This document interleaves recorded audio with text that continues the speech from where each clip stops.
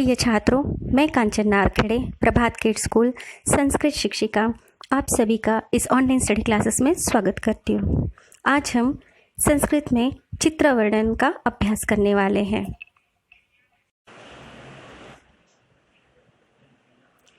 प्रिय छात्रों, क्लास 10 संस्कृत के पेपर में खंड ख में चित्र वर्णन का प्रश्न आता है।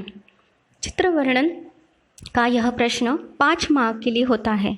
इसमें हमें 5 मार्क के लिए 5 संस्कृत के वाक्य मंजूषा में दिए गए शब्दों की सहायता से निर्माण करने होते हैं। सहसा छात्रों को यह प्रश्न कठिन लगता है, परंतु कुछ बातों का पालन करते हुए अगर संस्कृत के वाक्य बनाए जाएं तो वो बहुत ही आसान हो जाता है और चित्र वर्णन अच्छे से हल कर सकते हैं। हाँ, आसानी से संस्कृत के वाक्य बनाकर चित्र वर्णन कर सकते हैं। तो देखते हैं कैसे यह प्रश्न हल करें। आपके सामने एक चित्र है। चित्र के नीचे आपकी सहायता के लिए कुछ शब्द दिए गए हैं। उन शब्दों की सहायता से आप संस्कृत के वाक्य बनाएंगे। ध्यान रहे, सभी शब्दों का प्रयोग होना ही चाहिए, यह ज़रूरी नहीं। वाक्य के अनुसार आप इन शब्दों का उपयोग कर सकते हैं। आपके सामने जो चित्र है उसके आधार हम संस्कृत चित्र वर्णन करके देखते हैं। देखिए, आपके सामने जो चित्र है उसको सबसे पहले तो आपको बहुत अच्छे तरीके से ध्यान से देखना है, उसका निरीक्षण करना है। उसमें आपको क्या दिखाई दे रहा है? तो यहाँ पर हमें चित्र में दिखाई दे रहा है एक वन का चित्र है या उद्यान का चित्र है। बहुत बार सहायता के लिए दिए गए मंजूषा के शब्दों में ही इसका उत्तर होता है कि यह चित्र किस चीज़ का है। तो यह चित्र है उपवन का। देखिए, यहाँ पर उपवन का एक शब्द है, तो हमें ये पहचान में आ गया कि ये उपवन का चित्र है। तो हमारा सबसे पहला वाक्य होगा यह चित्र उपवन का है। इसको हम संस्कृत में लिखेंगे। पहला वाक्य है एतत् एकस्य उपवनस्य चित्रमस्ति। यह एक उपवन का चित्र है। ध्यान रहे, जब हम पहला वाक्य लिखते हैं तो वह चित्र जिस चीज़ का है उस शब्द को हमें षष्ठी विभक्ति में लिखना है। देखिए, यहाँ पे मैंने लिखा है एतत् एकस्य उपवनस्य चित्रमस्ति। यहाँ पर मैंने उपवनस्य के साथ साथ एकस्य यह शब्द का भी प्रयोग किया हुआ है। यह हो गया उसका विशेषण, अर्थात विशेषण का उपयोग करने के बाद यह वाक्य और भी अच्छा लगता है। आगे का देखते हैं क्या वाक्य होगा कि इस चित्र में और क्या क्या दिखाई दे रहा है। तो एक जलप्रपात है। जलप्रपात अर्थात फाउंटेन। देखिए, हमें यहाँ और भी पेड़ दिखाई दे रहे हैं। एक आदमी दिखाई दे रहा है, वो क्या कर रहा है ये भी दिखाई दे रहा है। तो इसके अनुसार हमें एक एक वाक्य बनाना है। तो हमारा आगे का वाक्य होगा अस्मिन् चित्रे एकः जलप्रपातः अस्ति। अस्मिन् चित्रे, ये हो गई सप्तमी।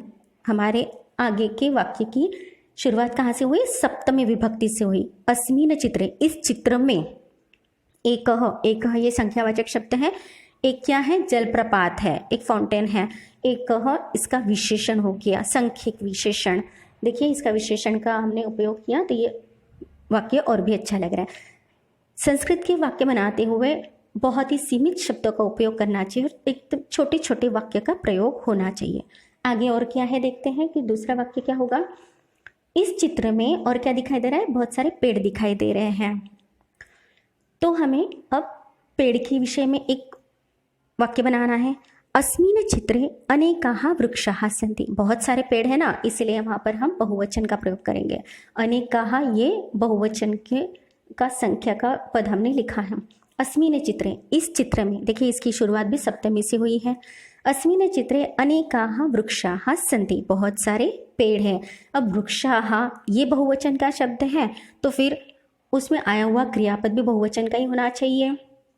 कर्ता के अनुसार हम लकार के प्रत्यय उपयोग में लाते हैं और क्रियापद बनाते हैं। उसी नियम के अनुसार यहाँ पर वृक्षाः सन्ति यह हमने वाक्य में प्रयोग किया हुआ है। आगे का वाक्य क्या होगा देखते हैं कि इस चित्र में और क्या है। तो बहुत सारे पुष्प दिखाई दे रहे हैं, तो हम पुष्पों का भी उपयोग करेंगे वाक्य में। चित्रे अनेकानि पुष्पाणि सन्ति। चित्रे अनेकानि पुष्पाणि सन्ति यह लिखा तो भी सही है वाक्य।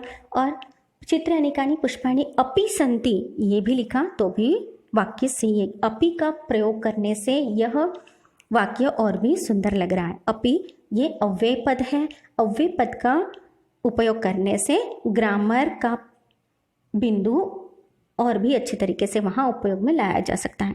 तो इस तरीके से हमारा यहाँ वाक्य बना, चित्रे अनेकानि पुष्पानि अपि सन्ति। देखते हैं आगे का वाक्य क्या बन सकता है कि इस चित्र में हमें और एक आदमी दिख रहा है जो कि पुष्पों को पानी डाल रहा है। देखिए वो कौन है, माली है।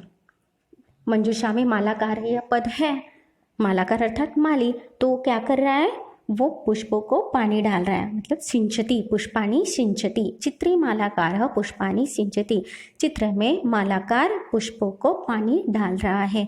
यह हमारा और एक वाक्य बन गया। देखिए यहाँ पे पुष्पाणि ये बहुवचन का पद है, तो यहाँ पर हमने क्रियापद में भी बहुवचन का ही प्रत्यय का उपयोग किया हुआ है। इस तरीके से हमारा और एक वाक्य बन गया। देखिए छात्रों कि हमें इस तरीके से उस चित्र को और अच्छे तरीके से देखना है, उसका निरीक्षण करना है, उसमें क्या क्या दिखाई दे रहा है, वैसे उसका वर्णन हमारे वाक्य में हमें लिखना है और बहुत ही आसान वाक्य बनाने हैं। आगे देखते हैं कि हमने चित्र वर्णन के कुछ नियम बनाए हुए हैं। उस नियमों का अगर हम पालन करते हैं तो ये चित्र वर्णन का प्रश्न बहुत ही आसान तरीके से हल कर सकते हैं। देखिए यहाँ पर है पहला नियम, चित्र का ध्यान से निरीक्षण करें। जैसे कि हमने सबसे पहले चित्र को बहुत अच्छे तरीके से देखा, उसका निरीक्षण किया और पहचाना कि वहाँ पर कौन सा विषय है। दूसरा नियम, जिस मुख्य विषय पर आधारित वह चित्र है वह विषय प्रथम वाक्य में होना चाहिए तथा वह षष्ठी विभक्ति में ही लिखना चाहिए। उदाहरणार्थ यहाँ दिया है एतत् एकस्य उपवनस्य चित्रमस्ति। यहाँ पे उपवनस्य यह पद हमने षष्ठी में लिखा है क्योंकि वो उपवन का चित्र है, वहाँ षष्ठी का प्रयोग होना चाहिए।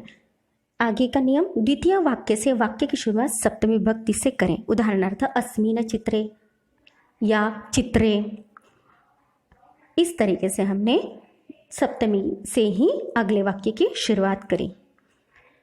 आगे का नियम है चित्र वर्णन के छोटे छोटे संस्कृत के वाक्यों का ही निर्माण करें।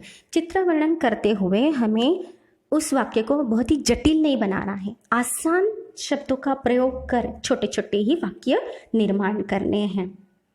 आगे का नियम देखते हैं, संस्कृत के वाक्यों में अव्यय पदों का भी उचित प्रयोग करें जिससे वाक्यों को और सुंदरता प्राप्त हो।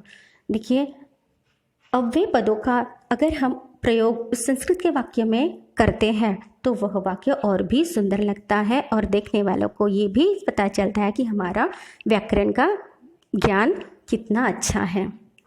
इससे बहुत अच्छे तरीके से इम्प्रेशन भी आता है। चित्र वर्णन में 5 वाक्य 5 अंकों के लिए होता है। छात्रों 5 से ज़्यादा वाक्य निर्माण करें। साधारणतः हमें 5 वाक्य बनाने के लिए बताया जाता है जिसके 5 अंक दिए जाते हैं, परंतु अगर हम 5 से ज़्यादा वाक्य बनाते हैं तो अगर कहीं कुछ गलती भी हो जाती है तो आगे के आने वाले वाक्यों को देखकर हमारे अंक बढ़ाए जा सकते हैं। इसीलिए 5 से ज़्यादा अंक वाक्य का निर्माण करें ताकि हमारे अंक कहीं पर भी कटे ना। वाक्य निर्माण करते हुए ध्यान रखें कि वाक्य के क्रियापद लट लकार अर्थात वर्तमान के प्रथम पुरुष में ही हो तथा वह कर्ता के वचन के अनुसार प्रयोग में लाए जाए। देखिए जैसे कि हमने वहाँ वाक्य बनाते हुए बताया था कि वहाँ पर वृक्षाः यह शब्द बहुवचन का है, बहुवचन के विभक्ति रूप का है, तो वहाँ पर आने वाले क्रियापद में जो भी लट लकार का प्रत्यय हमने उपयोग में लाया वो भी बहुवचन का ही होना चाहिए। इस प्रकार कर्ता जिस वचन में हो उस वचन में ही लट लकार के प्रत्ययों का उपयोग होना चाहिए और लट लकार के ही प्रत्ययों का उपयोग करें, बाकी किसी भी लकार का प्रयोग वहाँ पर गलतियाँ बढ़ा सकता है। अगला नियम, वाक्यों में अगर आप संख्या का प्रयोग कर रहे हैं तो विशेषण या विशेष्य के नियम के अनुसार प्रयोग करें, अर्थात नाम के लिंग और विभक्ति वचन के ध्यान में रखते हुए ही प्रयोग करें। आप फिर से एक बार चित्र देख सकते हैं और वहाँ पर बनाए हुए संस्कृत के वाक्य देख सकते हैं जहाँ पर हमने इसका प्रयोग किया हुआ है। आपको बहुत अच्छे तरीके से समझ में आएगा कि हम विशेषण का जब प्रयोग करते हैं तो हमको कर्ता कर्ता में जो भी नाम आया हुआ है वो किस लिंग का है, किस विभक्ति का है और किस वचन का है, इसका ध्यान रखते हुए विशेषण का प्रयोग करना चाहिए, नहीं तो उसमें गलतियां बढ़ने की बहुत ही आशंका होती है। तो देखिए छात्रों, हमने अपने हिसाब से यहाँ चित्र वर्णन के कुछ नियम बनाए हैं। अगर वो हम अच्छे तरीके से उसका पालन करते हैं तो फिर हम संस्कृत चित्र वर्णन का यह प्रश्न बहुत ही आसानी से हल कर सकते हैं और पूर्ण गुण उसमें प्राप्त कर सकते हैं। प्रिय छात्रों, तो आशा है कि आप इन सभी नियमों का पालन करेंगे और चित्र वर्णन के प्रश्न अच्छे तरीके से हल करेंगे। धन्यवाद।